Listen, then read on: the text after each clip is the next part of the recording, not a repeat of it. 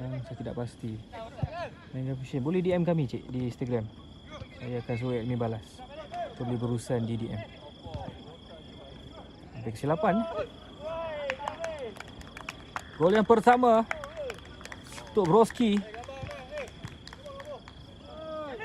oleh pemain ini. Hasil kesilapan jaga gol. Ada pertahanan tengah ke atas. Satu set. Oh, tidak sampai.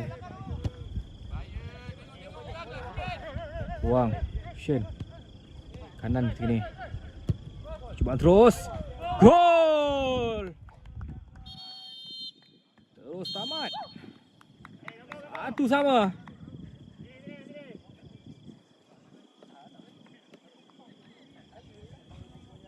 Oleh pemain ini. Tar. Gol yang kedua.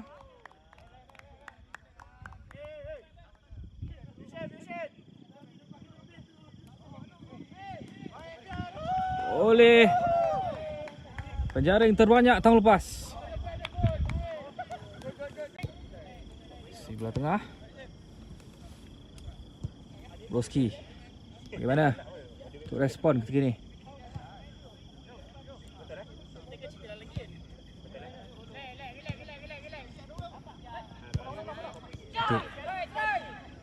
Satu percubaan. Gol yang ketiga. Percubaan terus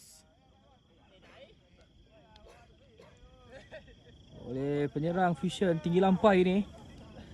Tidak sampai seminit. Through ball cantik. Sebelah kanan. Kuat betul crossing beliau.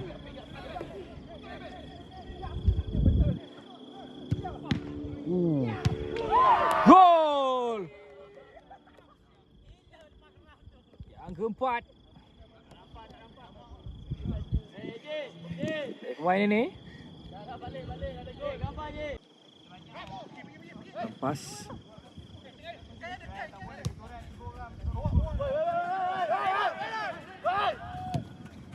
Putar cantik antara ini. Bagaimana? Buang. Gol yang kelima. Oleh pemain ini. Sahaja beliau golkan. Pendek saja. Antar terah pendek dipamerkan ketika Fusion.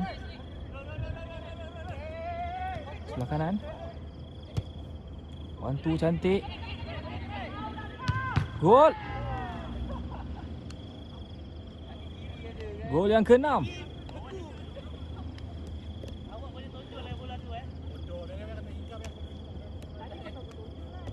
Oleh pemain ini, saya pun tidak pasti.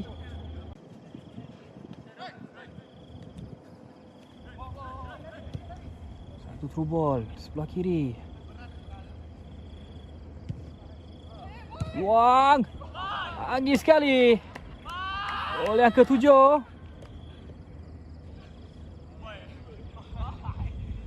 Oleh pemain ini. Gambar.